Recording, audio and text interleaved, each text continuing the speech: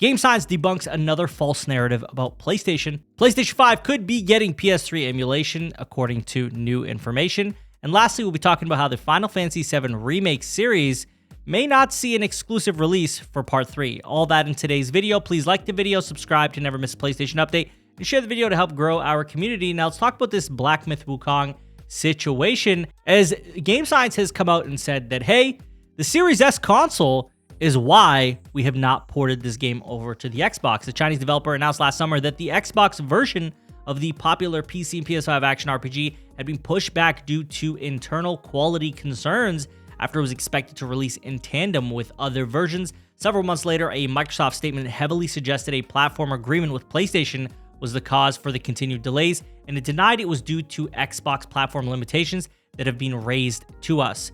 Now, the games director has added further confusion to the situation, what I would call clarity actually, posting on the Chinese social network Weibo, translated by Reset Era, in quotes, "Everyone's fighting power is so terrifying, but the only thing missing is the Xbox robe. It seems a bit wrong, but that 10 gigabyte shared memory without a few years of optimization experience, it really can't be taken down." The statement appears to reference Xbox Series S's 10 gigabytes of RAM, which is lower than the Series X's 16 gigabytes and must be shared across the system's OS and games.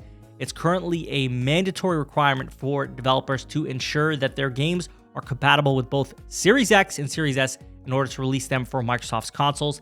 This has led some developers to argue that having to cater to Microsoft's entry-level consoles limits the potential of current-gen games. And obviously, this is a big story that we're talking about last year, where people were saying, hey, there's a secret shady deal that PlayStation and Game Science have conjured up, and that is why it's not coming to Xbox anymore. And then people with sense said, oh, or it could be the Series S is the problem, because we know that Baldur's Gate 3 also had that issue.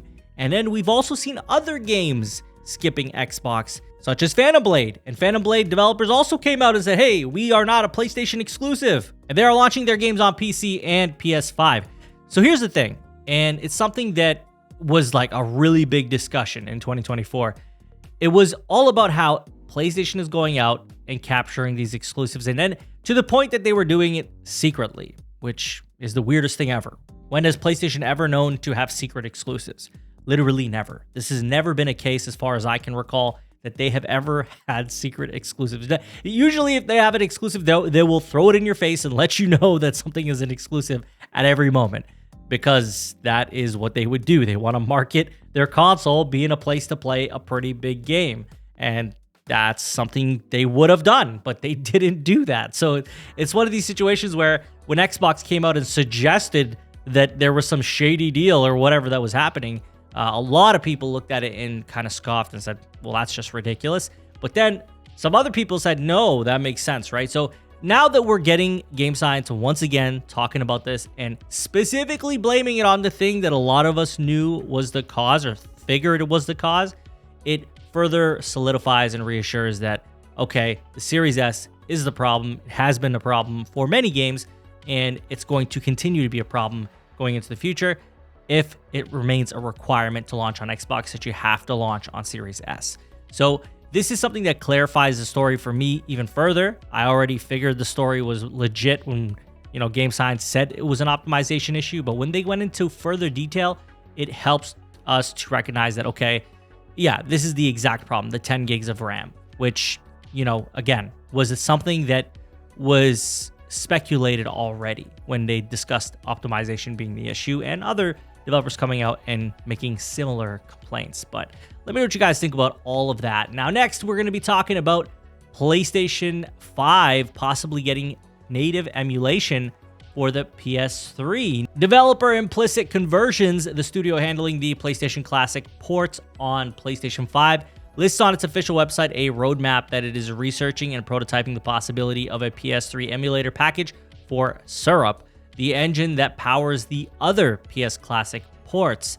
A test conducted last month using an AMD BC250, a mining card that features the PS5 Silicon, confirmed how the PS5 hardware would have little trouble running emulated PS3 games, as tested games such as Gran Turismo 5 Prologue and Little Big Planet ran well and at a higher than native resolution, even with some hardware limitations such as a memory limitation caused by some driver issues.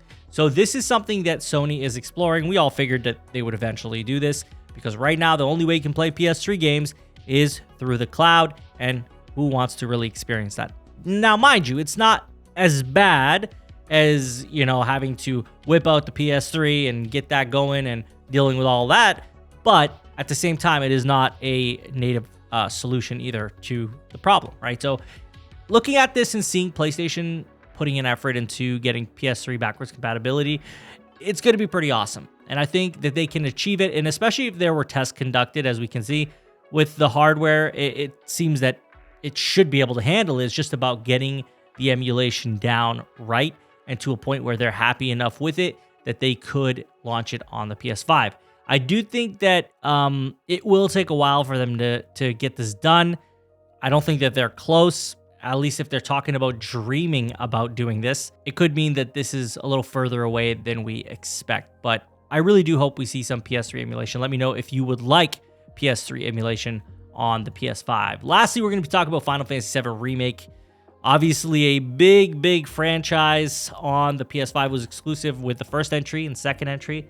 Speaking with IGN Brazil during the Game Awards 2024, Remake series producer Yoshinori Kitase commented on Final Fantasy VII Rebirth sales and console exclusivity. And while sales of the second entry in the series are deemed satisfactory, despite the game not meeting profit expectations following launch, Kitase-san commented that it has become clear that modern games can no longer be exclusive to a single platform. They need to be offered to as many players as possible. And also, in addition, speaking with Japanese publication 4Gamer, as part of their end-of-the-year developer roundup, Final Fantasy VII Rebirth director Naoki Hamaguchi stated that the team will continue to take on the challenge of bringing the series to as many fans as possible in 2025. And these comments are interesting. Like, a lot of people look at this and they say, okay, yeah, obviously they need to bring their games everywhere in order to make the most money possible. But I think as soon as they start adding platforms, they're going to raise the bar as for where they want their sales expectations to be. And I do think that Square's sales expectations might be a little higher than they realistically should be.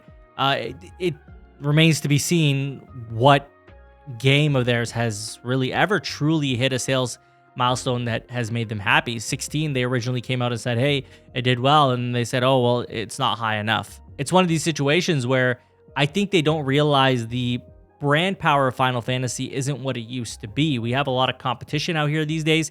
And so Final Fantasy isn't going to be moving the needle unless they really go out there and do some incredible stuff with it. And again, I don't think when they discuss putting the game everywhere that they see Xbox as being the solution. I think truly they're looking at PC day and date. They're looking at Switch 2 day and date as their main way of driving more sales. Nintendo has a very big user install base, and especially with the Switch 2 coming out this year, more than likely, it's going to make a big difference if they can put their games there as well. PC, obviously, day and date is going to make a big difference as well. But truthfully, I don't think exclusivity is what's hurting Final Fantasy. I really don't think it's what's truly doing the most damage or whatever it may be. I think that the franchise has just changed so much with what seems to be every entry that it's kind of not established an expectation amongst people going in and purchasing this game, right? Like if you go buy Dragon Quest, you know you're getting a turn-based RPG. If you go out and you buy Persona, you know you're getting a turn-based RPG. You got an idea of what you're getting, the art style, everything. And with Final Fantasy, it's just not like that, right? There's different art styles. There is different, like vastly different combat systems. There are things that stay the same, but a lot of the game can be different. And I feel like sometimes those things may appeal to one audience and may ostracize another group of it.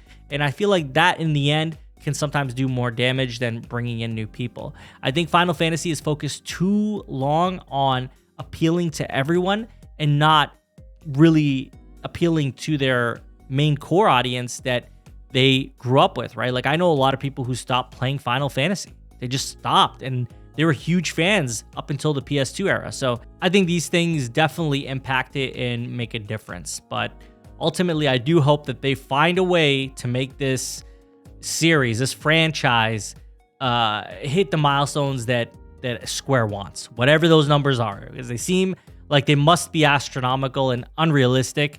as they always say, such and such game didn't meet sales expectations. Like I can't recall a game they said truly, and they stuck with it, that it met sales expectations, other than looking at Nier, which clearly was a very lucrative game given the budget that it had and how it still sold, I think, 7 or 8 million copies. So very interesting stuff as far as where Final Fantasy VII is, where Final Fantasy in general is for Square, and what we can expect in the future. But let me know what you guys think. Do you care if the Remake trilogy, if the final game is not a PS5 exclusive at launch? What do you think Square's expectations are realistically with the franchise? But that is all I have for you guys in today's video. Please like the video, subscribe to never miss a PlayStation update, and share the video to help grow our community. I thank you all for watching. Take care.